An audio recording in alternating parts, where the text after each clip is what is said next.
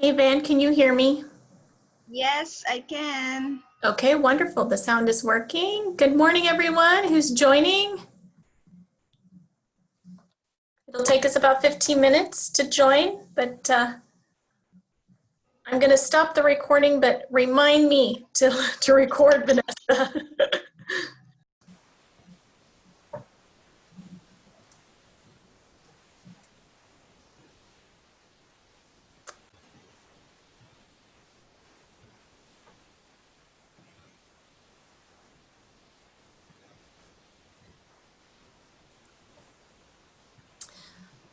It's 7 o'clock. Hello, everyone. Good evening. Thank you all for joining this evening's webinar, our Fine Motor Skills Development. I'm Lisa Valerio, and I'm the founder of the Phoenicia Foundation, and I'm hosting this webinar this evening. Phoenicia Foundation is a nonprofit that's based here in the San Francisco Bay Area, and we're dedicated to helping children with special needs globally, and it is our goal to help every family thrive. I wanted to just also share that our ultimate goal is to bring diagnostics, resources like this webinar, and interventions to children, family, and communities around the world. The sole intent of improving the lives and outcomes of those with special needs. We're able to conduct these webinars and our outreach efforts through the generous support of donors and grants. If you or anyone you know who would be interested in supporting our cause, please check out phoeniciafoundation.org. And before I make our introductions this evening, I wanted to just go over a few little housekeeping items. We currently will be able to receive up to 3,000 folks on the Zoom this evening. And if we meet that capacity, anybody over 3,000 will not receive a certificate. You have to be logged into Zoom in order for you to be able to get a certificate. So I just wanted to make that really clear. So throughout the presentation, you don't need to ask any questions about the certificates because anybody who is actually participating through Zoom will receive a certificate, and you'll receive them within 48 hours from the time that we actually do attendance. I'd also ask that all of you, we're doing a poll, and if you could complete the questions in the poll, and any questions that you have, if you could ask them through the Q&A and or the chat. So with further ado, I'm going to introduce our participants, and I'm trying to unmute Lonnie. There she is. Why are you guys not unmuting? Okay, wonderful. And Van can unmute. Okay, perfect. So we have Lonnie Hessen, who is an occupational therapist and actually is the co-founder of Phoenicia with me. We have Rafi Garcia, who is also an occupational therapist. And we have Vanessa Ibanez, who is our partner in the Philippines and is also an occupational therapist. And they're going to be presenting to you this evening. Lonnie and Van are going to do the presentation, and Rafi's going to be behind the scenes, making sure that your questions and answers with my support will be answered. We're going to try to capture those key questions so that we can share at the end with everyone. So we're going to give the last 10 minutes to Q&A. So with that, I'm going to hand it over to Lonnie for her to introduce herself and a little bit more background about her. Thanks everybody for joining. Hi everybody, my name is Lonnie Hessen. As Lisa mentioned, I am an occupational therapist and the owner of Kids Based Therapy in San Francisco and the co-founder of the Phoenicia Foundation with Lisa. And I'm delighted to be here to talk about this great and important topic. We'll be talking about fine motor skills development this evening. And for the sake of keeping us going, let's get started with the content.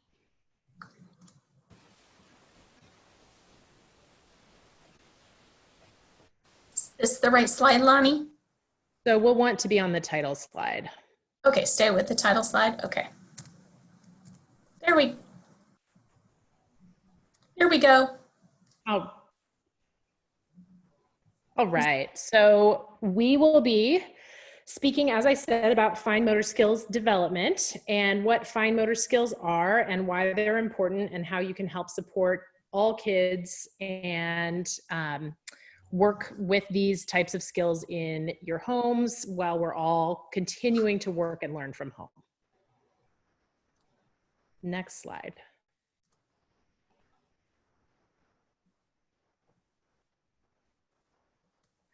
All right, so fine motor skills development. What is fine motor skills? We are, first of all, occupational therapists are therapists that work with the lifespan, over the lifespan of development. And when we're working with young children, one of the important sets of skills that we work to develop is something called fine motor skills.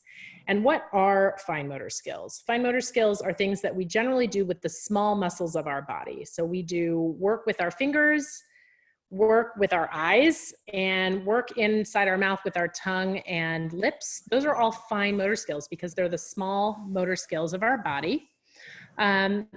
We have certain kids that, may or may not be able to access certain types of fine motor skills based on, what muscles are available to them. But we'll talk about that as we go through. And what we want to look at here on this first slide is that, fine motor skills happen for a child in loads of different areas, right? So occupations, anything we do to occupy our time, in play, in self-care, self-feeding, all of those types of activities involve fine motor skills. In terms of the environment, fine motor skills can take place and do take place in any environment, right? So at home, at school, again, we're doing a lot of learning from home right now. So home is school currently. On the playground, all of these environments, anywhere that we move our bodies, we're going to be using some amount of fine motor skills.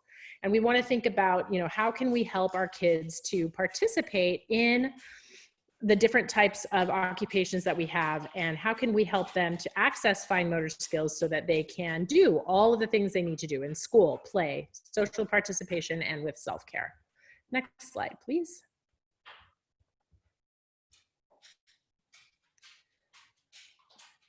So again, fine motor skills are the small coordinated movements of the hands and fingers, right? So essential to the performance of everyday tasks. I bet as you're all thinking and sitting, listening to me speak, you can think about, many things that you need your fingers and hands for. And if you have access to the small muscles of your hands, if your hand muscles are, developing and working as they're meant to work, we're going to be able to do lots of things with those fingers and hands. But we also have children who have, different kinds of musculature. So kids with cerebral palsy and those types of physical disabilities have limited fine motor skill access.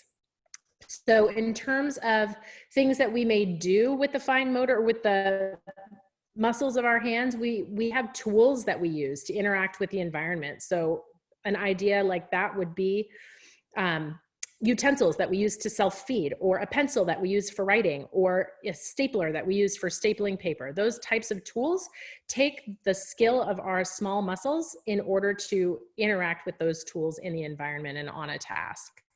Again, we're thinking about all of the different types of activities we might do in play, self-care, and work. So, think to yourself, when I'm playing or when my child is playing, maybe they're stacking blocks. That's a fine motor skill. In self-care, maybe I'm combing my hair or brushing my hair, brushing my teeth. That's a fine motor skill.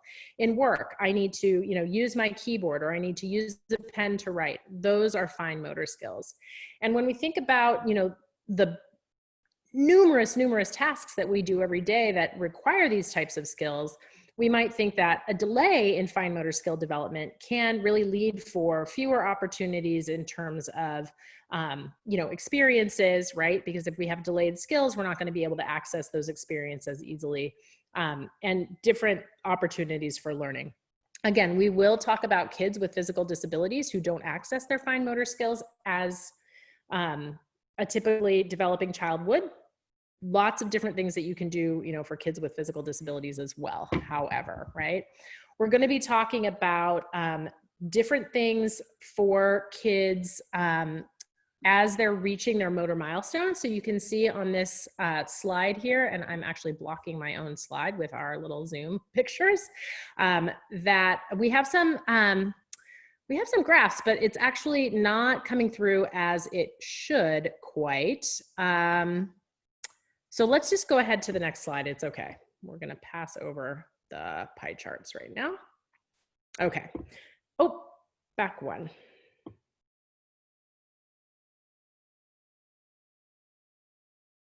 Least, there we go. Okay.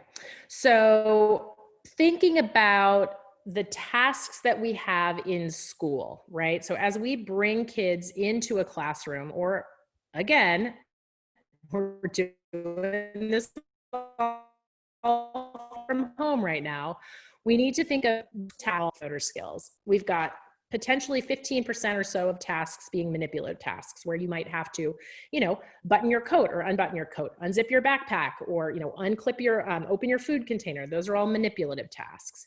And pencil and paper tasks are a majority of what you see kids doing in school. So pencil and paper or keyboard are ways that we are, accessing learning. And that's what we see, kids doing the majority of during their school day. So we can also think about sort of these academic success predictors in the triangle over here. We need your basic foundational skills, right? So those school entry kind of math skills, language and reading skills, attention skills, and the ability to engage with the material, but not only the material, with others, right? So attention skills. And then, of course, this fourth triangle within the larger triangle is fine motor skills. So it's a big predictor of that academic success as we think about kids and learning.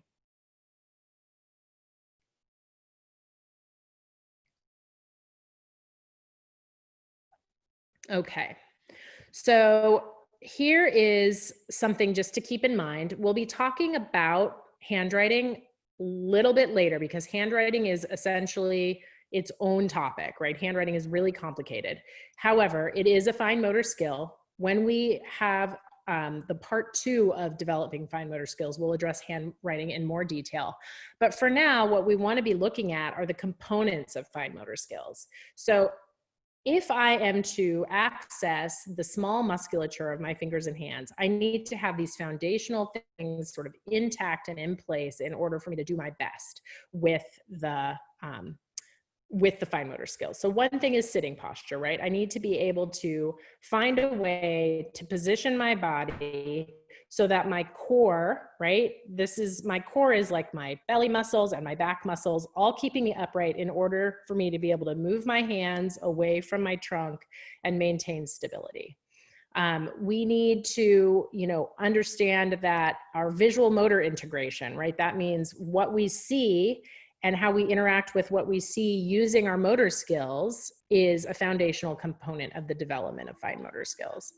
We think about, for handwriting, we think about legibility components. And we also need to think about kind of our behavioral controls as a component in fine motor skill developing. So as we're able to, control our body from potentially, different types of larger muscle movement, right? So some kids have a lot of gross motor movement that they need to kind of get out before they're able to access those fine motor skills. We think of kind of behavior as a component of the development of fine motor skills. So thinking about the ability to develop efficient pencil grasp, right? So I have a pen right here, and one type of efficient pencil grasp is this tripod grasp. So I have my 2 fingers and my thumb on the tip of the pen, and I'm going to point it down to write. This is a really high level skill that has to be supported by the things that you see here on the right-hand side of the slide. You have to be able to first reach away from your body. You have to be able to grab something bigger. Like, let's say maybe I can grab a toy, or just make sure my glass is a toy. Kids grab toys, babies grab toys before they're ever able to do a smaller, more refined skill like grasping a pencil, right? We also have to be able to release. We have to let go of an object. We have to be able to carry objects. We have to have the ability to manipulate objects in our hands. So if I have a pencil, I should be able to, turn it around and erase. But as I'm learning how to do that, I should be able to manipulate other larger objects in my hands, toys, for example, right? Or household items, for example.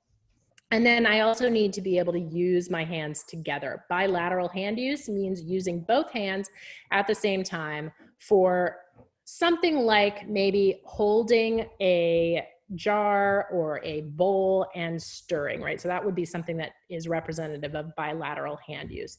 All of these components really are important in terms of developing, again, that higher level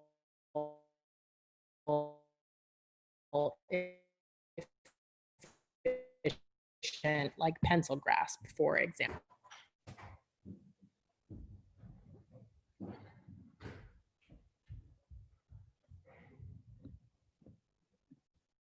Okay. Oh, there we go.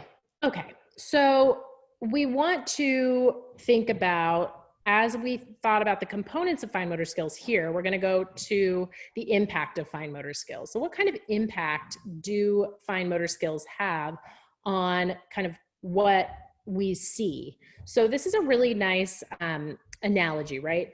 The tip of the iceberg. So we all know, or maybe we know, but what we can learn about now is that the top of the iceberg that sits on top of the water is the minority of what is happening with that iceberg. Most of it is underneath the surface of the water and you don't visibly see it. So this is a great example of, a child that you may think of as, really lazy at writing their notes, doesn't take notes in class, and therefore we, quote, say they're lazy. But what could be happening under the surface of that, quote, laziness at writing notes? What we don't necessarily see, but really is kind of going on there, potentially problems in trunk stability, right? I mean, if I can't maintain my upright seated posture and I'm leaning on my hand all day and trying to write my notes, that's going to be really difficult, and it's going to be very fatiguing for me to try to keep up with my classwork that involves, writing or manipulative work. So maybe my whole body muscle weakness is part of the problem in terms of maintaining trunk stability. Maybe I don't have the strength of my core muscles in order to maintain that stable trunk. Again, the trunk muscles are your core muscles, your belly muscles, and your back muscles that keep you up and seated, or up in standing, right? So we also could have just coordination problems within our hands. So we'll talk a little bit more about that, but our hands are really complicated and they're incredible tools. We have to have coordination in our palms. We have to have coordination of our joints that are close to our palms and the coordination of the joints away from our palms. We have to be able to know where our fingers are in space, right? So I should be able to touch each finger to my thumb without having to look at each finger. And if that's something that's tricky for a kiddo, that can really contribute to, quote, seeing a kid as lazy at writing or lazy at doing fine motor skills. And then there's also the possibility that a child is having poor visual perceptual skills, meaning that they're not interacting with what they're seeing in a way that makes sense, and therefore using any kind of fine motor skill to interpret what they're seeing is going to be much more difficult. All right, next slide, please. Okay, so the next few slides are going to be about what to expect during certain months of development. And this is, again, for a child who is, typically developing and is working with kind of those expected motor milestones.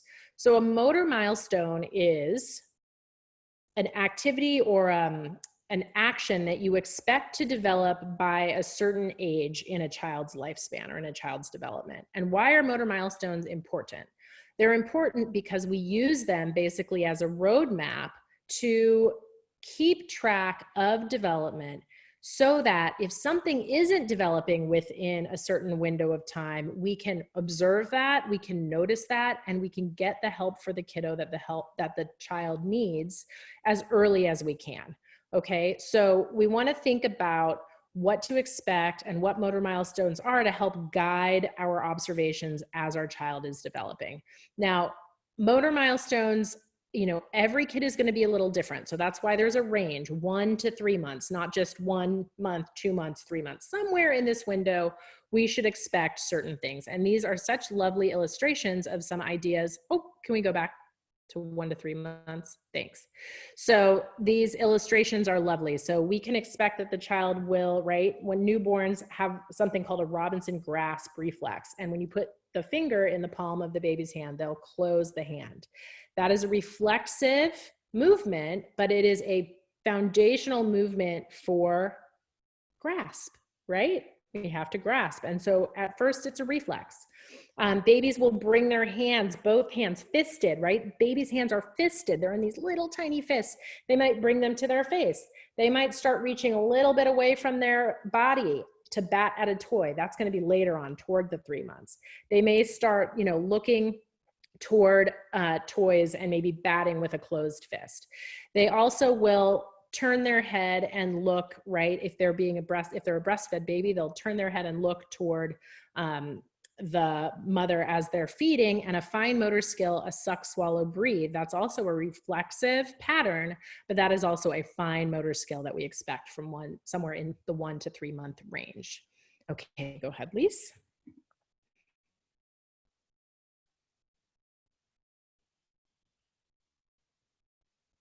All right, so here we have our babies getting a little bit bigger. Aren't they all so cute?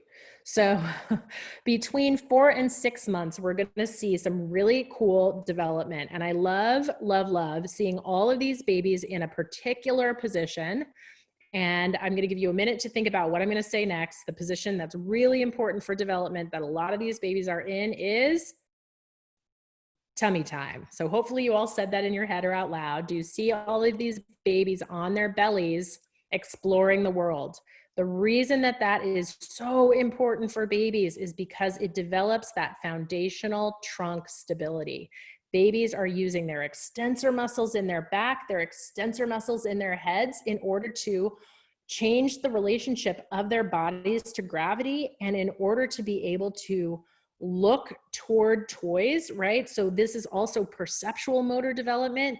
Picking up your head and looking toward a toy from your tummy is very different from, looking at it from your back. So look at this baby learning to reach away from his body. Look at this baby learning to track her gaze, focus her gaze on a ball. Look at this baby exploring herself in the mirror. She's looking up and she's got her fingertips touching the mirror. So there are all of these different exploration activities that babies are doing. They may also start to sit up. So you see a little baby here is, in sitting, and they may start to reach away from their body. They may grasp toys. They may, they have more open hands at this point. So they're going to be batting at toys and that sort of thing in the 4 to 6 month range. Okay, next slide, please.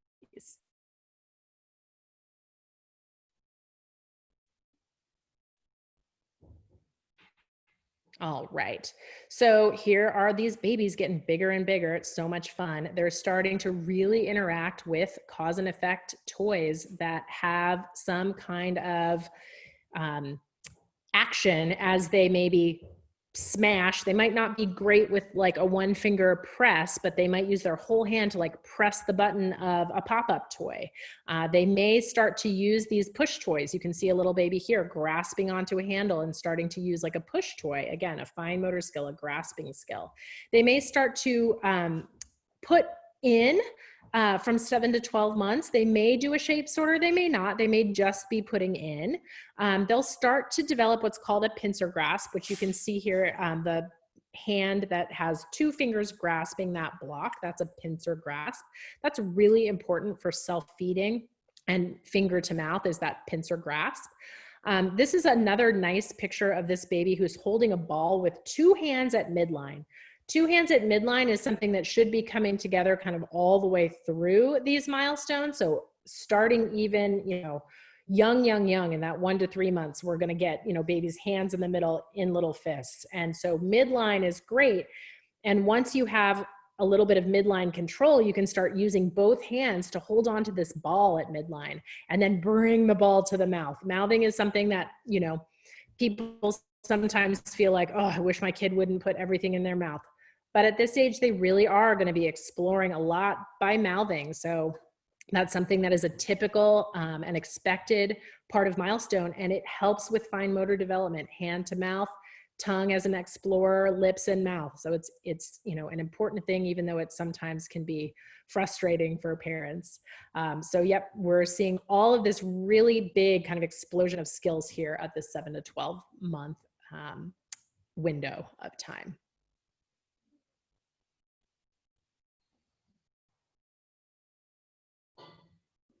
Okay, and here is just because we have so much happening between 7 and 12 months, we're going to see kids start to, you know, explore things like board books. Turning pages is an excellent fine motor skill.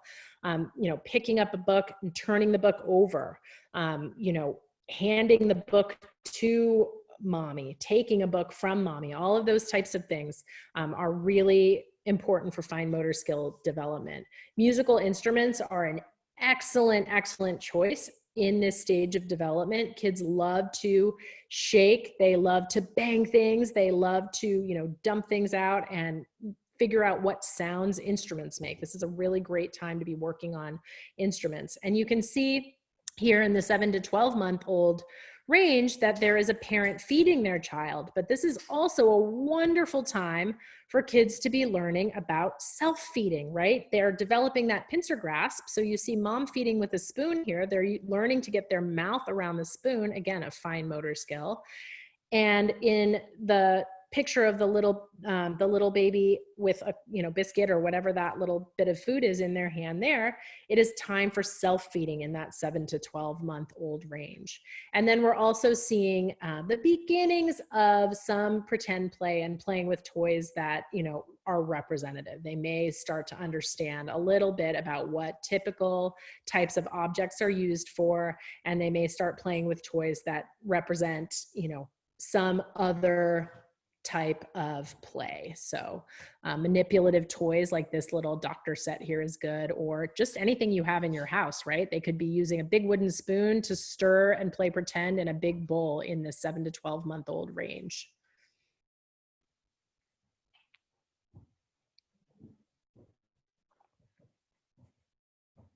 Okay, so I want to just reiterate for those of you who might just have been, you know, recently joined, that we're going over developmental milestones. And developmental milestones, as we're looking at fine motor skill development, are really important because we want to make sure that we're tracking development across time, so that if there's something that we're not seeing, if there's something that we're missing, we can, you know, talk to our pediatrician, we can talk to our occupational therapist, and we can say, you know, I noticed that, you know, my child's not yet doing this. What can I do to support the development there, right? So here we see a lot of toy play. Between 12 and 18 months, we're really going to start playing with lots of different types of toys and lots of different types of household objects. And we might start doing some scribbling with this grasp, is this fisted grasp that you see this toddler using on an implement, writing a crayon, is expected. So it's okay not to be using a refined, you know, efficient tripod grasp. You would not expect that between 12 and 18 months. You might see, you know, a child stack blocks higher than their body because they have the balance of their trunk control to be reaching high and stacking a block up above their heads. You may see more control with finer pieces of toy play. So for example, there's, you know, a ring stacker. You have to have some precision to get a ring over the top of a stacking toy that is that small. You may start seeing, actually you should start seeing, a very important skill emerging now in this, you know, well, even a little bit earlier, is pointing. And I didn't say that, so I'm going to say it now. You should start seeing pointing. Certainly in this window, if not earlier. So we want to see all of these nonverbal communications, kids using, you know, little nods of heads and shakes of heads. All of those types of things are fine motor skills as well, but pointing is a really big one. And we should start seeing it even earlier. Even if the child can't point with one finger, they should be able to, you know, point with a hand toward what they want. So that's a good one, and one to really be keeping in mind in terms of development. And you should be really seeing kids be able to use things like push toys at this age, right? So they might not be walking independently yet, but being able to, you know, stand and, push on the back of a chair, or stand and push on the back of a push toy is a really good skill that can be developed now and can really be working on that powerful grasp. Building toys are also terrific here in this age group. Okay, next slide, please. Excellent. So here we are with some self-care skills, right? So we really are getting much better at self-feeding. Drinking from a straw, tipping a cup to our mouth is really good. In this 12 to 18 month range, we might start helping with dressing. So we're not necessarily going to dress ourselves completely, but we may extend our arms so mom or dad or caregiver can put the shirt on part way over our heads, and maybe we'll be able to pull it down. Some kids at this age can start taking pieces of their clothing off, maybe even a little earlier, right? Some kids might be able to take socks off. This is not necessarily this is not necessarily the time where you'll see kids dress themselves fully, but they certainly can assist, and they can certainly take some bits of clothing off. And it's really important, and I want to stress this across all of these age ranges, that as much as you can let a child explore on their own and be independent with skill development, the better, right? So you want to facilitate and you want to be there. And if you were here last week, you learned about becoming your child's play partner.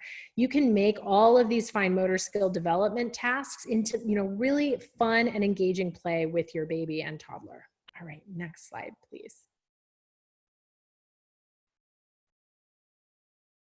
Okay, so we're going to zoom through a few more examples in our age ranges here, okay? So basically what you're going to notice, right, is that children will develop more precision with their fingers as they get a little bit older, right? As their development gets a little bit older. And so we see here a nice example of the cylindrical grasp, which I demonstrated in the last slide. So kids still, if they're going to use a crayon or any kind of writing implement, they'll use it kind of in this cylindrical fisted grasp, totally okay.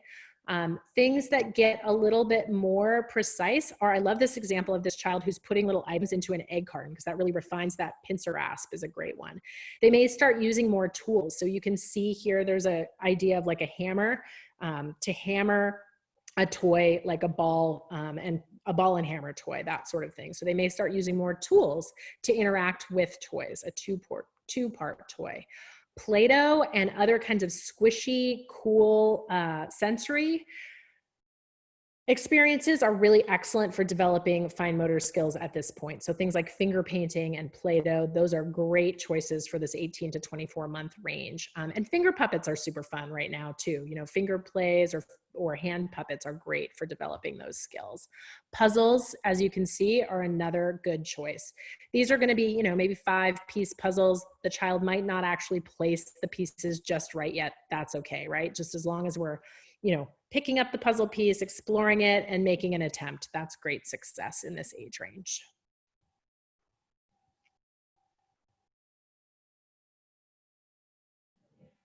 All right.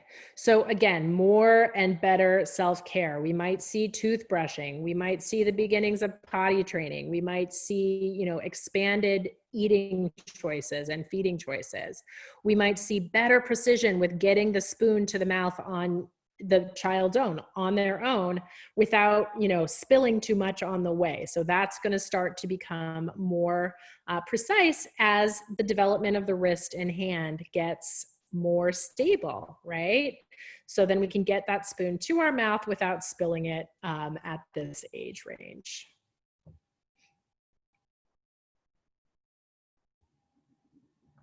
Okay. And once again, I need to move a few things around here so I'm not blocking myself. Okay, so now we're starting to get to the age where kids are kind of doing maybe pre-academic type skills, right? They may be in a setting, when they're in school and not doing home-based schooling, they may be in a setting where they're starting to see kind of preschool aged tools, right? So we might, in the 24 to 36 month range, use some scissors, of course, with supervision. We might start seeing what's known as the digital grasp. It's like a digital pronate grasp. So instead of this cylindrical grasp, it might look like the wrist is kind of turned upside down. They have their fingertips on this pen like this, and they are writing or drawing or scribbling with this type of grasp. Very typical at this age to have a digital pronate grasp. So you might start seeing kids really use multimedia, right? They might be able to like cut a piece of paper and then like a little piece, right? They're gonna snip. They're not gonna be doing lots of precision cutting between 24 and 36 months, but they may be able to make a snip and then, you know, put the piece of paper with some glue on another piece of paper. And they may start being able to do a little bit more coloring in, like you can see here. Okay, go ahead, next slide.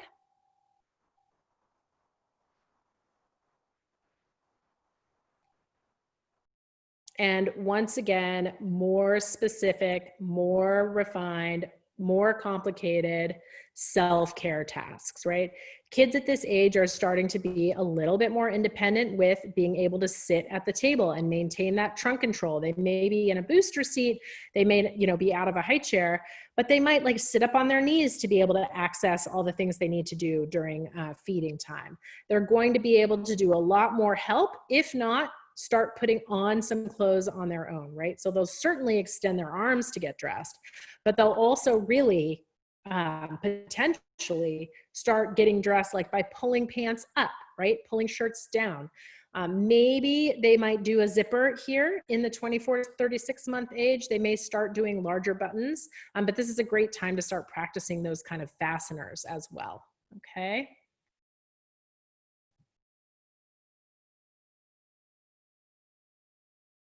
All right, so now we are fully in preschool mode, right?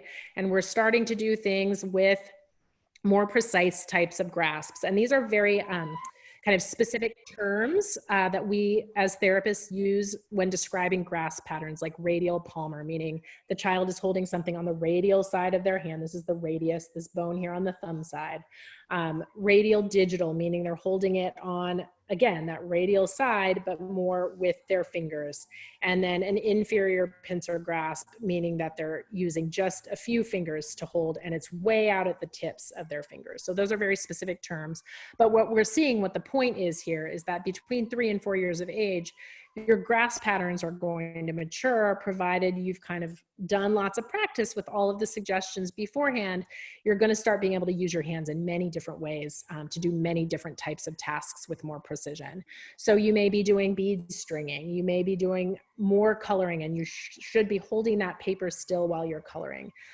This example over here about shapes in the world is this idea that you're going to be able to do some different types of visual perceptual tasks that may take a little bit more skill. You may be able to do some matching and looking at different types of shapes and how they fit into the world, so that we're thinking about our visual perceptual skills as they tie into our fine motor skills. All right, next slide.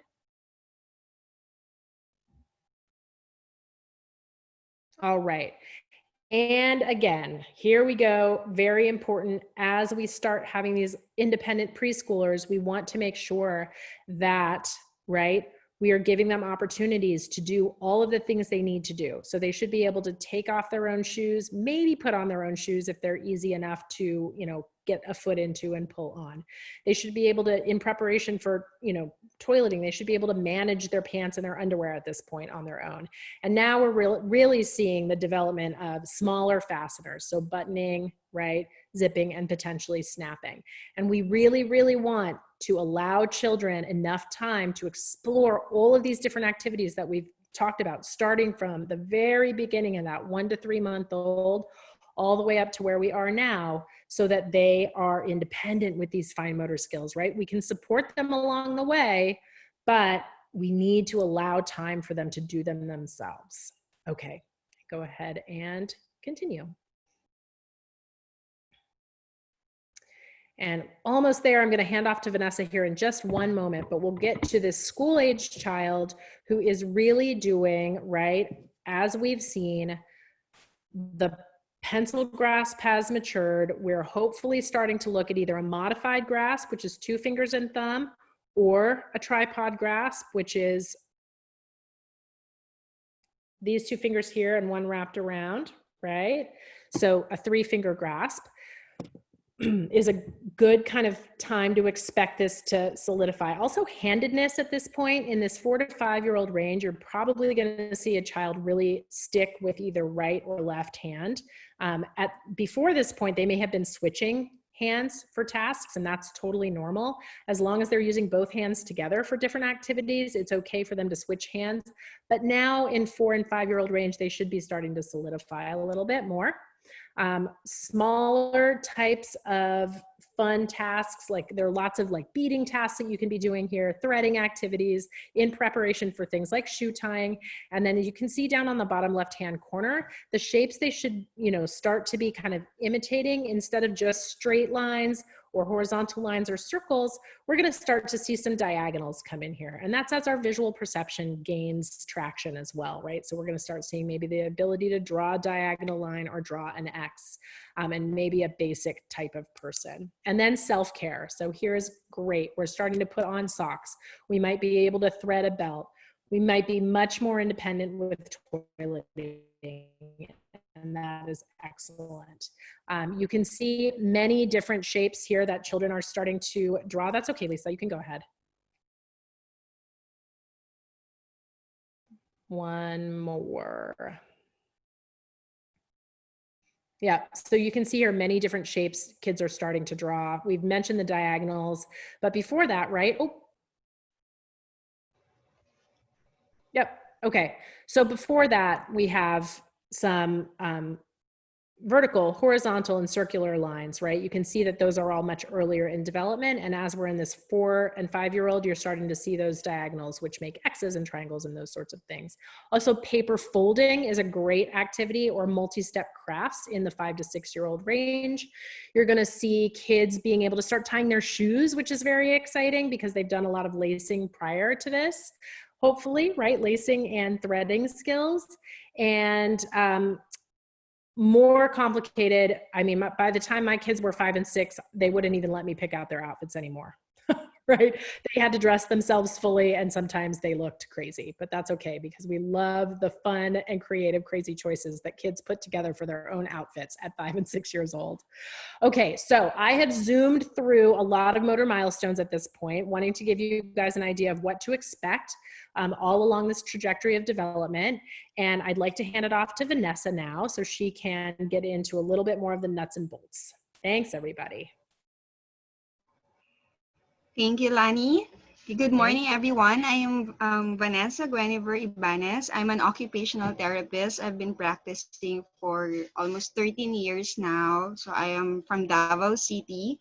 So I'm also a co-founder of TheraCare, Occupational Therapy Clinic, and I've been volunteering with Phoenixia for many years now. So there. So let's go now to our next section. So we already know that fine motor skills follows a developmental sequence, but sometimes it is a question of why isn't my child improving, or how do I progress? How do I help my child progress through the stages, as what Lani have mentioned?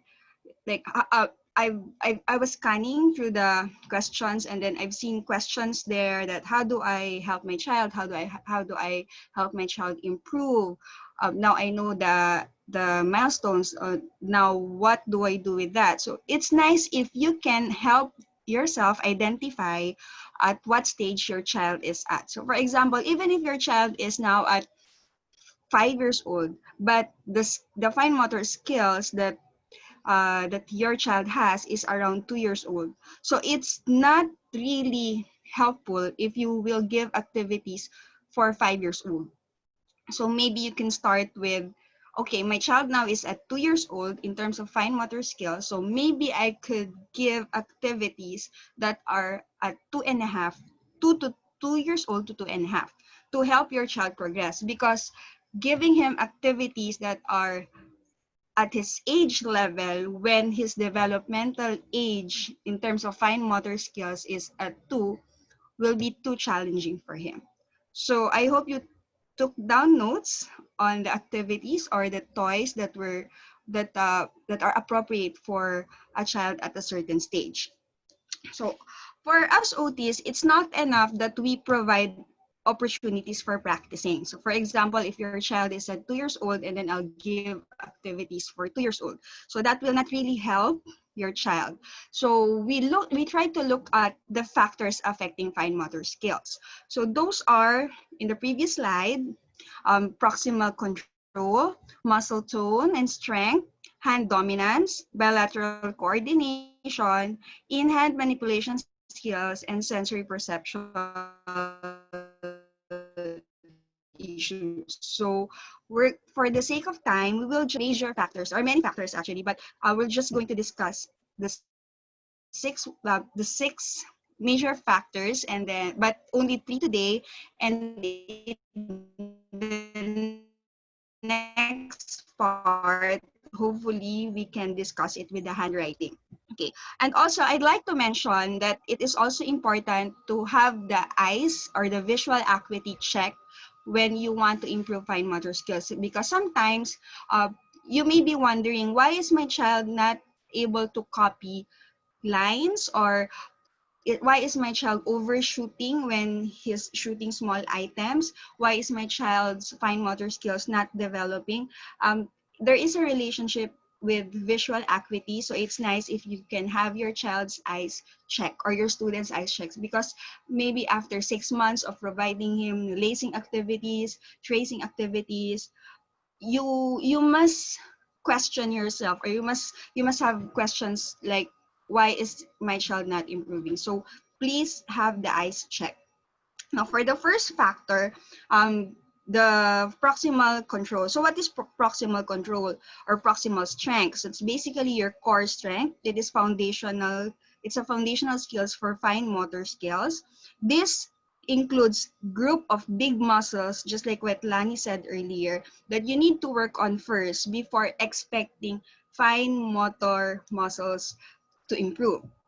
So we have to work on development of strength, stability, and control from the trunk. If you can see the picture, from the trunk to the arms, then to the hands, and then to the fingers.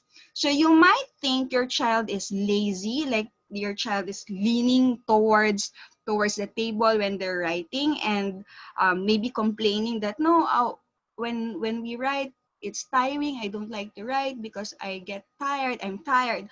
So please don't be quick on concluding that your child is just being lazy. It's more often than not that the culprit is poor proximal control. Remember the iceberg analogy that Lani presented earlier?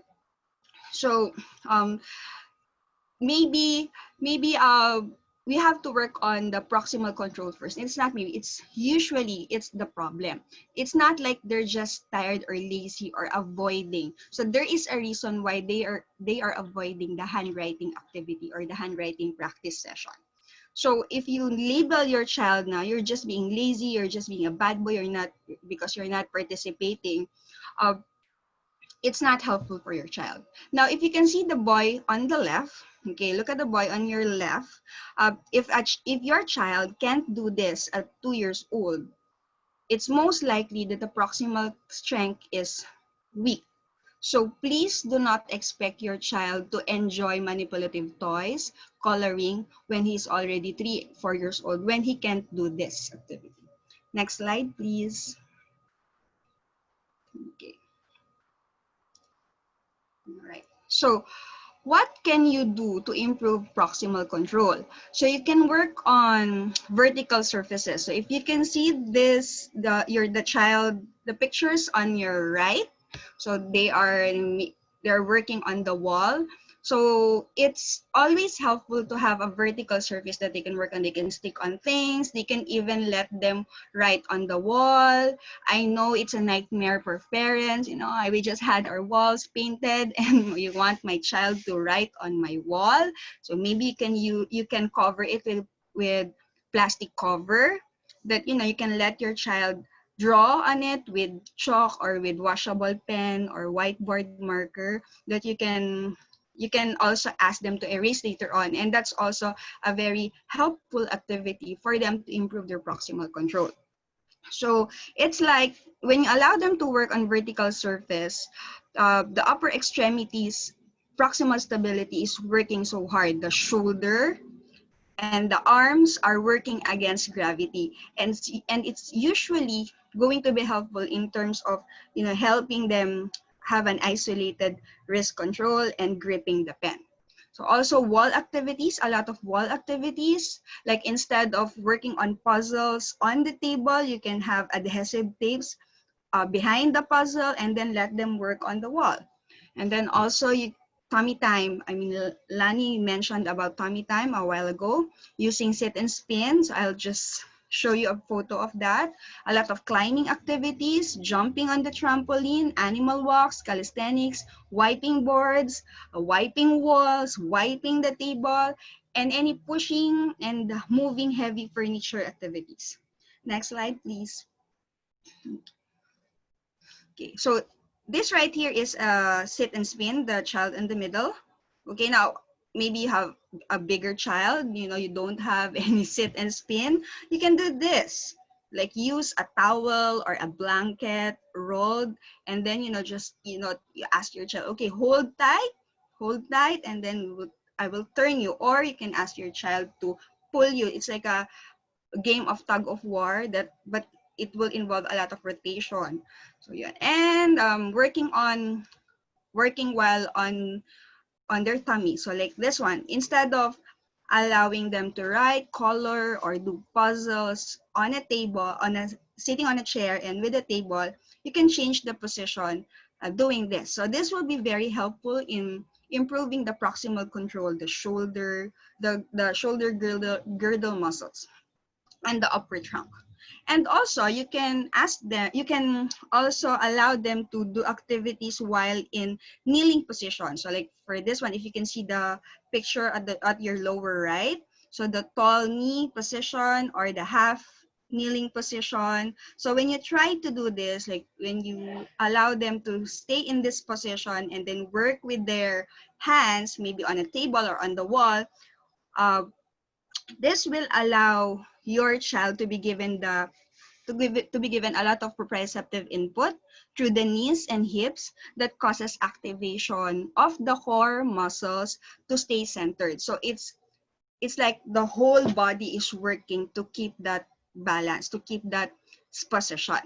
And then also you can shorten the chain by trying to minimize or eliminate the pieces of body chain to focus on one movement at a time. So for example, the child will use an inclined board on a tabletop surface when writing. So I'm sure you've seen lap tables that you can change position. So it's usually for laptops, but you can actually get one for your child. And then instead of allowing them to write on a just flat horizontal surface, you can actually incline that a little bit and let them color on an inclined plane. So why are we doing that? This actually helps the forearm and the wrist to work in isolation from the shoulder. So it's just this one. It's just this arm right here working. So you're trying to eliminate the use of other group of muscles. And also a lot of weight-bearing activities. So weight-bearing through the hands provides major muscles of the hand, while like this one. This is weight bearing or crawling activities. A lot of like let them position on their what do you call this, on all fours, like in the starting crawling position, like the child that I showed you a while ago. Okay, next slide please. Okay. And also wheelbarrow position, if you are aware of the wheelbarrow position, it's like the feet is up and then the hands are bearing all the weight. So that's, if you've seen an OT session, I'm sure you have seen the wheelbarrow walk, as they call it. Or you can, this is all available in the internet. I got this online. So you can do a lot of animal walks. So these activities are very helpful in terms of providing or improving proximal control. That's why if you consult an occupational therapist and your problem is writing or problems in handwriting or fine motor skills, you might find it weird. Why is my OT giving these activities. Why does my OT want my child to pretend like they're duck or they're walking like a crab? So because we are trying to help your child improve the proximal control and proximal strength. Because it's hard to improve the fine motor skills, which is more advanced or which is more would require finer and movement and the small muscles of the body when the large group where the large muscle groups are not yet strong enough and doesn't have the good stability and control. Okay, next slide, please. Okay. And then you can also look for yoga position like kids yoga. So it's the same concept. It's the same idea behind it.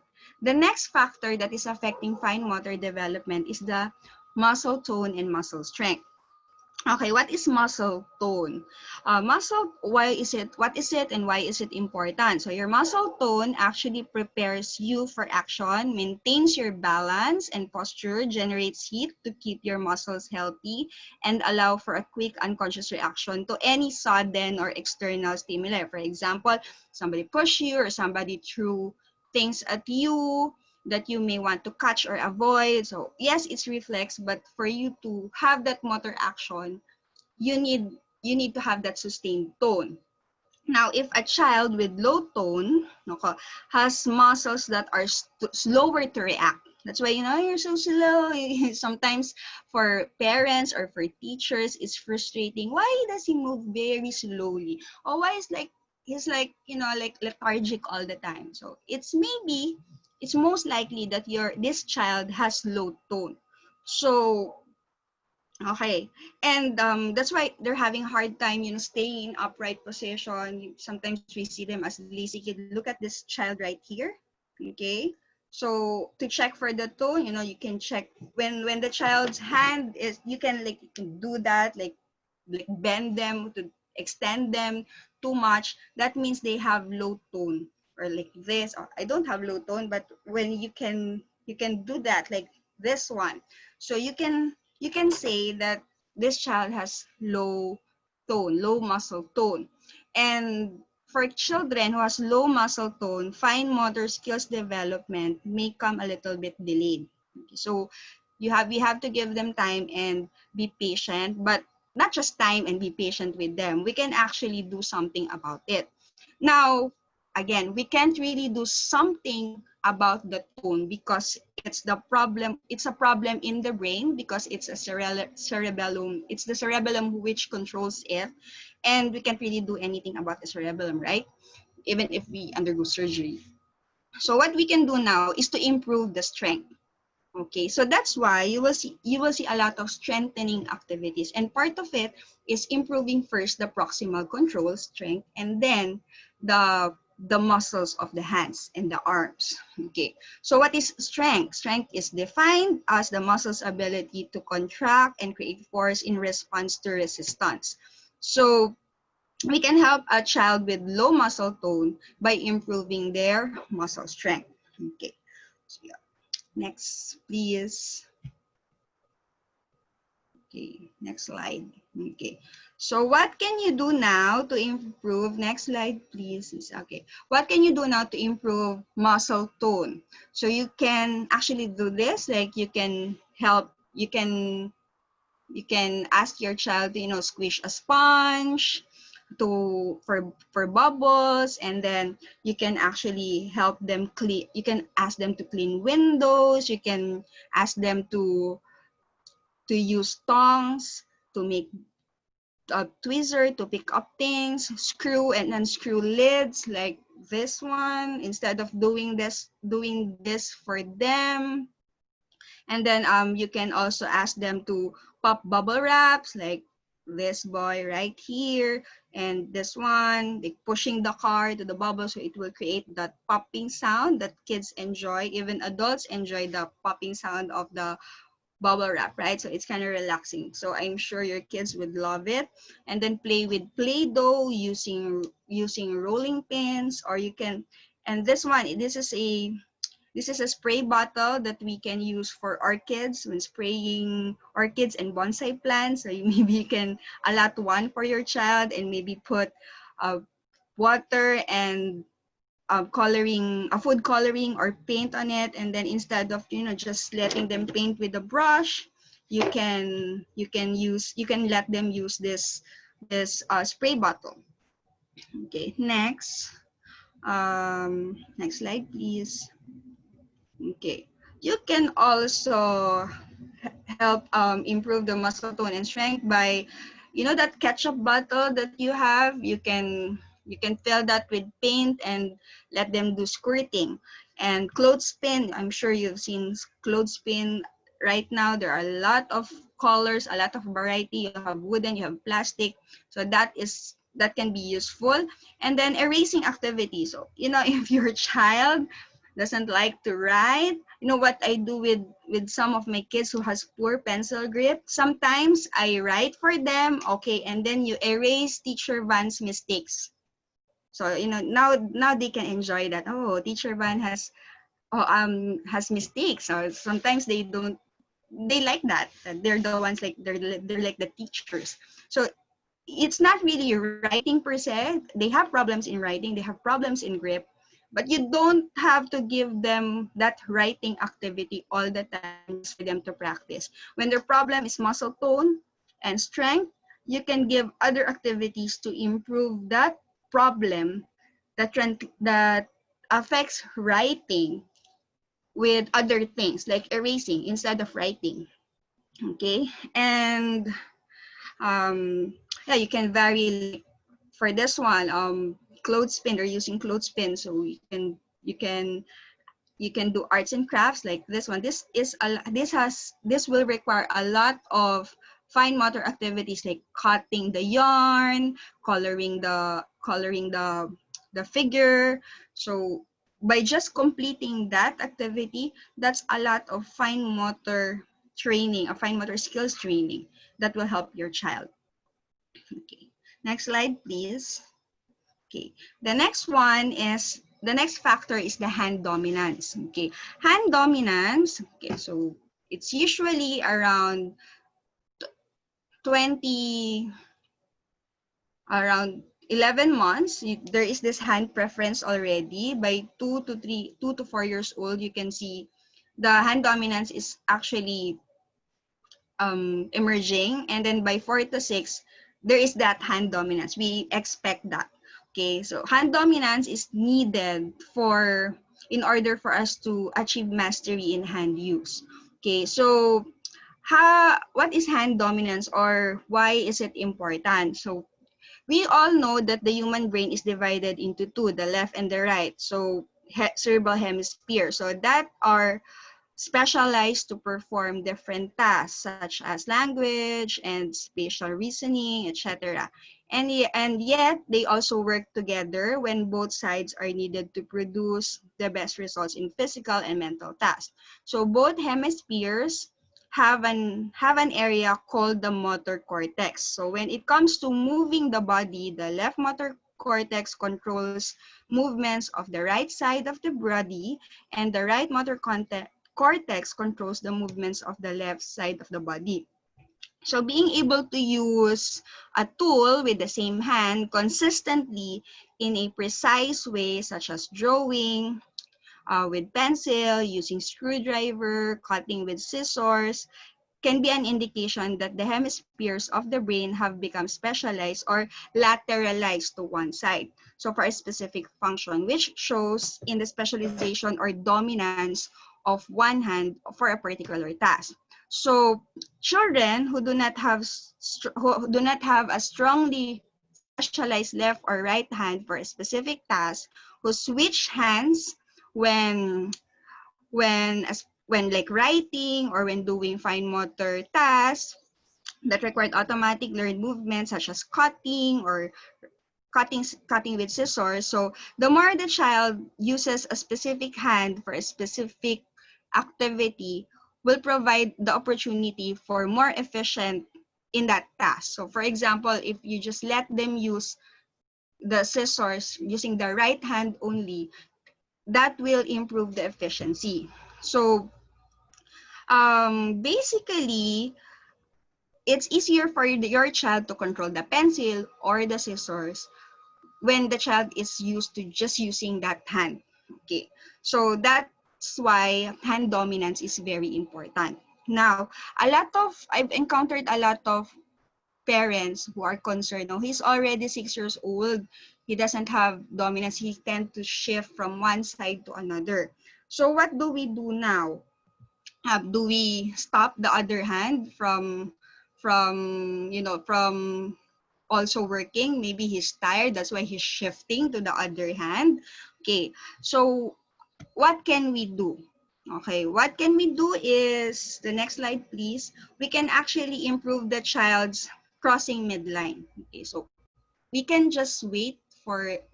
wait, but we have to do something. So even if you like find the internet how to improve, you will not really find an exact answer. So it's more of, you will find factors affecting improving hand dominance. So you can work on the crossing midline. Okay, so these are examples of crossing midline activities that will eventually lead to improving hand dominance. Okay, why is crossing midline important? Okay, it is important when you're writing a horizontal line. Sometimes you're wondering, why is this child cannot write the letter A, or his letter A and letter H are the same. So it's likely then this child doesn't have that mastery in crossing midline. So that's why he cannot see the difference between the horizontal line and the diagonal line. So, but there are also many factors, but this can be one factor. Okay, so these activities, if you can see the pictures, like having your child stay position his tummy on the wall. Can we go back please? Okay, position on a ball, and then transfer object from one side to the other, or from the middle to either side of figure of 8. And then you can also let them transfer from one side to another. Can you please go back, Lani? Okay, yeah, so there you go. And then I'll see if you can see. Okay, go forward, please. One slide forward. Okay, so these are activities that can actually help. So I hope you take down notes on this, because I've seen 2 questions regarding this matter. And also another factor is the eye-hand coordination. Okay, eye-hand coordination is the skill that enables the hands to guide the hands in accurate movement. So it is important for sports. Now, sports can help your child catch, eye-hand coordination can help your child catch a ball, or to hit a ball with a bat, or to to hit a target. And also in terms of handwriting, visual motor integration is a big factor in improving your handwriting. Now, it is based on, it grows out from eye-hand coordination. So basically, so the eyes need to guide the hand in forming the letters first, making sure that they stay within line. So that's the start. And then eventually, without looking, the child is able to write even without it. And also reading. So the eye tracking skills is also vital for reading. So it can be developed through games and activities through the eye-hand coordination. So it's very important. And other life skills like bottoning, stacking towers, feeding with hands. So there. So these are activities that can help your child improve. So like putting pasta on straw, or shooting straws in a line. Or this one, this is actually a straw, and then when you blow it, the rocket will launch. So putting back, so usually kids enjoy this game, so putting back the rocket to the straw can be a very good activity for eye-hand coordination. Or also, you can, if your child is not yet interested with this and they're just interested with the ball, you can actually put a ball inside a net, like a net for the ones that you give, the ones that are used for covering fruit or packaging fruits. And then you put the ball in the net and then hang it, and then let them punch it like a punching bag, or let them catch it, or like swing it and then let them stop the swinging. So, or you can do tossing and catching ball, or you can also let them throw the ball towards the wall and then catch as the ball bounces off the wall. Okay. Next slide, please. Okay. So that concludes my section. So we discuss proximal control, muscle tone strength, and hand dominance. So please, if your child is having difficulty with progressing to the developmental milestones in fine motor skills, you should work on, you should provide activities that will improve their proximal control, muscle tone, and strength. Then next slides, please. Okay, the coming section, the coming slides, these are things to watch out for. Okay, next slide, please. Okay, these are things to watch out for that may push you to have a consultation, because sometimes it's not enough that you just, you search the internet, or based on the webinar, we do this, we do that. So please take notes of these skills or not performed skills based on your child's age. So if you can screenshot that, or if you can print screen that, please do so. Okay, this slide and then the other slide. So please, because fine motor skills is a preparatory or foundational skill for other life skills. Okay, so now we are ready for your questions. And I'm done with my presentation. Thank you. Thanks, Van. That was awesome. And we are answering many, many awesome questions in the Q&A. Thank you so much for all of this really great engagement and interest. We will try to answer as many as we can here and now, but let me say just a couple of things. You can all access the recording of the webinar on either the Phoenixia Foundation Facebook page or the Phoenixia Foundation YouTube channel. We actually do not send our PowerPoints directly to participants, but you can see the webinar on demand anytime on Facebook or in YouTube. So that will give you your good reminders there. And let's answer maybe a couple of questions live while we're still here. One that was asked a little bit earlier on, and I think maybe the three of us could tag team on this, was just some effective home activities for kids that, again, maybe have less fine motor control because they may have a condition like CP or another physical disability. So I will take just a couple of ideas and put them out there, and then Van and Rafi, I'd love your ideas as well.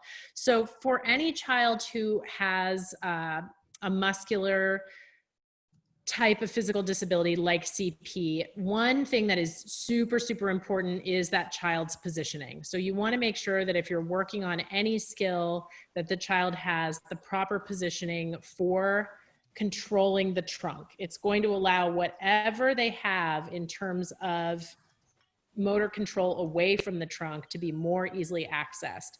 So supporting the trunk and positioning and sitting is crucial for kids with CP. So that's what I'd like to say first. And then Rafi, Van, I'd love your input here.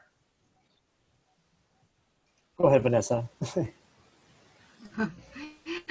After the positioning, I mentioned a while ago the visual acuity. It is also nice that before you ask your child to like move, especially for children with cerebral palsy, they have difficulty maintaining the trunk in an upright position, or just work on where the center of their body is. So please make sure that their position is correct, or you are supporting them. So there are a lot of positioning chairs available online. You don't have to buy them, but you can actually take a photo of that, and maybe you can ask someone to improvise that or to copy that, so that you can get that proper positioning for your child. And then after you get that optimum position, you can work on eye tracking activities. So for example, you present a very interesting toy in front of the child,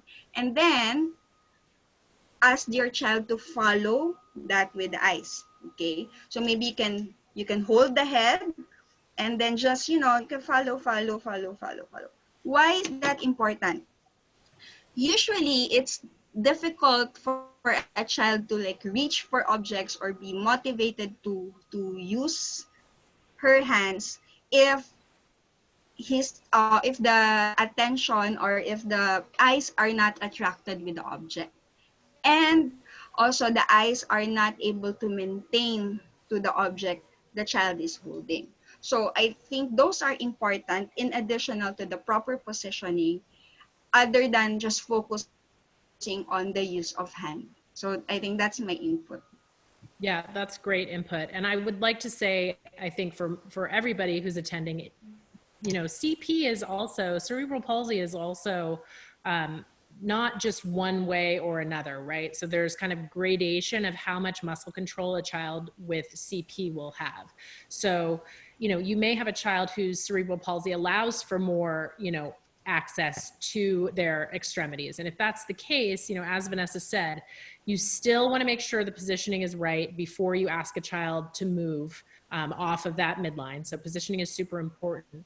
But depending on how much support a child needs to access those motor skills in the upper extremities, you know, you might be able to support minimally, or you may need moderate support. Or again, as Vanessa was describing, you know, some children with CP don't have really any access to their upper extremities. And so they might be working more on head and eye movements. So hopefully that's helpful from that perspective. And Roth, feel free to jump in, or we can maybe pick another question to ask, and maybe we can answer maybe 2 or 3 more. Yeah, I don't have anything to add. What you both said is great. There is some questions that I'm seeing that maybe we can both answer. Sure. So a lot of questions are coming in about if my kid with ASD is a certain age and they're not writing or coloring or tracing, how can I help them do those activities? And I'll try to answer generally versus specific, because each kid is different from one another. But generally speaking, and from my clinical experience, depending on the severity of the ASD, so whether they're very severe or high functioning, the goals are different. For the kiddo with, you know, severe ASD, as an occupational therapist, I may suggest that writing may not be a functional goal for them. And by functional, I mean, as they get older and, you know, become an adult, how is the skill of writing going to translate to living in, you know, in a family or in a community? Whereas maybe doing, you know, cooking or some chores is actually more important than actually writing, or maybe being able to communicate via an iPad or a picture system.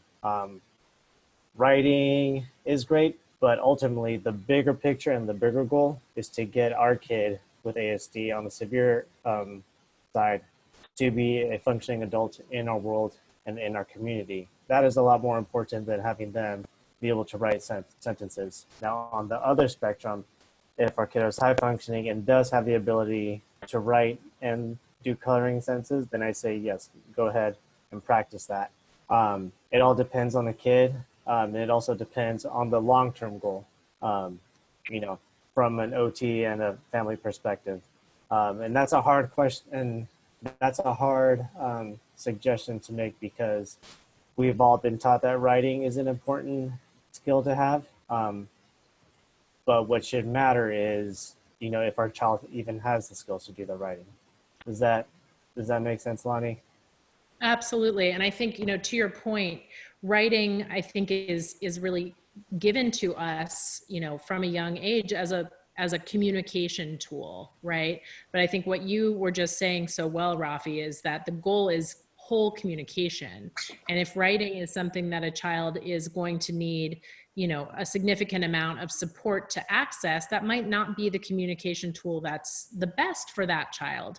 And it's okay, to let go of certain things if it's not right for, the goals of the child. So I think you said that very well. I think we probably have time for one more question, and then we probably need to wrap it up.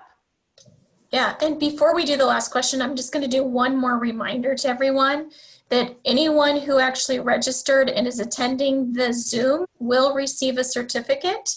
Unfortunately, we do not have the bandwidth to be able to email out those who are on Facebook or being able to watch this after the fact. So just know that, in the future, if you want a certificate, you must join the Zoom in order to do so. We'll be working on in the future, finding other ways that we can be able to deliver this in a more efficient manner, but we are all volunteers, and we unfortunately can't weed through 3,000 emails and 3,000 Facebook message posts. We tried our best for the last couple ones, but again, just to remind everybody that please don't send us any emails or questions about the certificates because we don't have the bandwidth to respond. So next questions. Yeah, let's do one more. I like this. You pick it, Rafi. Pick it. I pick it. I guess we can, how do you guys feel about answering a question about low tone and exercises? Sure. Okay. Anybody want to lead off? Dan, you want to start low tone and exercises for low tone? Yeah. So that's the question already. So as I've mentioned a while ago, if the child's tone is low, okay, instead of just working on with the hands only, so please, as I've said earlier, please work on the proximal control activities. So that will require a lot of like animal walks, yoga, obstacle courses that they need to climb up and down. So those activities, I think that wasn't mentioned, and a lot of wall activities. So instead of just writing on the wall, like I said earlier, maybe you can ask. Oh, this is one good idea that I got from my kid. So she likes rainbows, and then what she did was she made a rainbow out of papers that she stick on the walls. So like following the ray of the rainbow. So that I think that whole activity is like an hour. So that's a lot of against gravity movement of the shoulder and the arm that can actually help improve the proximal control. And then that also improves the muscle strength. We cannot do anything about the muscle tone because again, it's a problem in the brain, but we can at least compensate in improving the upper extremity muscle strength and the hands. So anything that you'd like to add? I think Vanessa's totally right. You always want to start, from those proximal muscles and then work your way out. Once you start to increase your, increase strength in your core, those inner deep belly muscles, and then also your back muscles, that will just allow your child to be able to control their hands and then fingers and arms a lot better than if they're just practicing and writing. So I would suggest doing those activities before actually doing any writing or doing any fine motor skills, because that's going to give input to the sensory system, the proprioceptive system. It's just only going to prepare their body so that they can then do those little fine motor skills. So think big and then work to small. And any of the questions that we weren't able to get to, we will within the next few weeks be sending out FAQs or be getting back to folks that we may not been able to get to. And so with that, we are going to close the webinar and thank you all for attending. Thank you so much. Great to have you Thanks, here. everyone. Miss you guys. Thank you, everyone. See you next week. Bye. Yeah, see you next week. Bye.